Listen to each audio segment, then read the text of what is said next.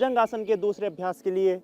और इस प्रकार से बाएं हथेली के ऊपर दाएं हथेली रखकर लंबी गहरी श्वास लेते हुए ऊपर की ओर उठ जाएं।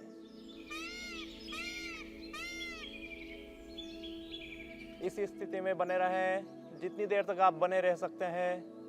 अधिक देर तक इस स्थिति में नहीं बने रहे, सावधानी पूर्वक ही इसमें अधिक होल्ड करेंगे आप, क्योंकि ज़्यादा अभ्यास से, क्योंकि अति सर्वत्र वर्जेत ऐसा कहा जाता है, और इस आसन के अभ्यास से अगर अधिक इसमें होल्ड करें, क्षमता से अधिक इस होल्ड करें, तो फिर कमर दर्द की समस्याएं बढ़ सकती हैं।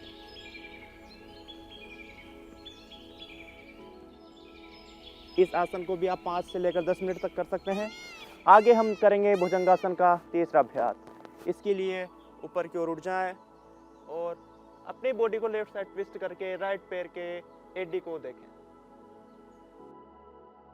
इसी को आप जितना हो सके उतना होल्ड करके करेंगे और दोनों साइड से इसको आप दोहराएंगे।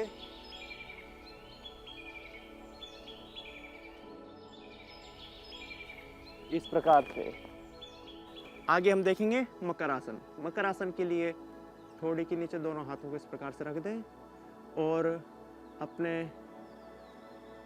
दोनों पैरों को फोल्ड करके ऊपर की ओर इस प्रकार से उठाएं। ब्रीथ नॉर्मल रहेगी आपकी। इसे आप एक एक पैर से भी कर सकते हैं। एक पाद मकरासन।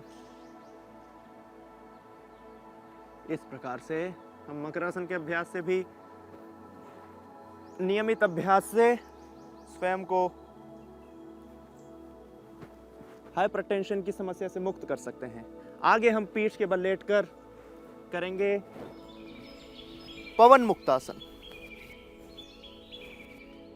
पवन मुक्तासन के लिए दोनों पैरों को आपस में फोल्ड करके और दोनों हाथों को इंटरलॉक करके इस स्थिति में बने रहें यथाशक्ति, क्योंकि जिन्हें पेट की अधिक समस्याएं ना हो उन्हें इस आसन में कोई अतिरिक्त प्रेशर नहीं पड़ता है, और जिन्हें पेट की समस्या हो और उनके लिए भी यह आसन फायदेमंद रहता है।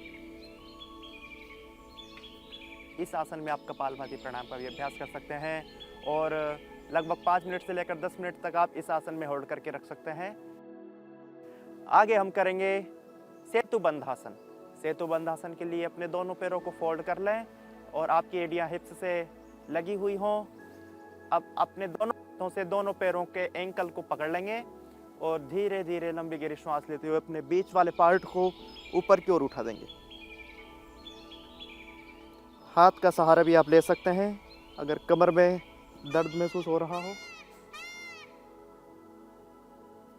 दोनों पैरों को आप इसमें सीधा भी कर सकते हैं अगर पैरों में भी खिंचाव महसूस हो रहा हो, और यथाशक्ति रुकने के पश्चात, होल्ड करने के पश्चात सामान्य स्थिति में आ जाएंगे। और आगे हम देखेंगे कि खड़े होकर किन आसनों के अभ्यास से हम लाभ पा सकते हैं। तो बाएं करवट लेते हुए आराम से खड़े हो जाएंगे और सबसे पहले सुखासन की स्थिति में आएंगे। उसके पश्चात आराम से खड़े हो जाएंगे। हाइपरटेंशन की समस्या में इस बात का विशेष ध्यान रखें कि हमारी जो बॉडी की मूवमेंट है, योग के समय हम जितना हो सके उतना स्लोली रखें।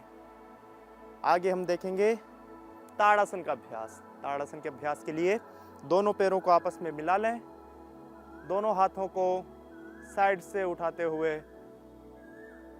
कंधों के समानांतर लाने के पश्चात हथेलियां आकाश की ओर और ऊपर लाने के पश्चात दोनों हाथों को मिला लें, अंगुलियां इंटरलॉक कर लें, सिर पर आपकी हथेली हो।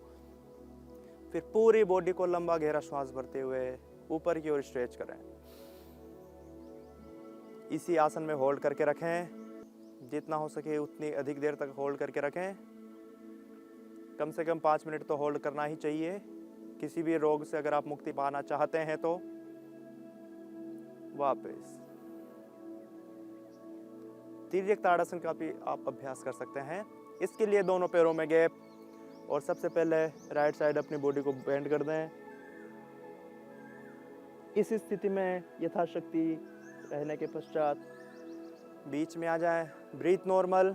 फिर लेफ्ट साइड अपनी बॉडी को बेंड कर दें, वापस इस प्रकार से खड़े होकर हम तिर्यक ताड़ासन एवं ताड़ासन के नियमित अभ्यास से लाभ पा सकते हैं। आगे हम बैठकर कुछ प्राणायामों का अभ्यास करेंगे कि किस प्रकार के मेडिकेटेड वाटर के उपयोग से हम हाइपरटेंशन से मुक्त हो सकते हैं। प्राणायाम करते हुए सबसे पहले हम करेंगे कपालभाति प्राणायाम। कपालभाति प्राणायाम का आपको स्लोली स्ट्रोक मारना है। अधिक से अधिक 1 सेकंड में एक ही स्ट्रोक मारें। अधिक तीव्र गति से प्राणायाम का अभ्यास ना करें।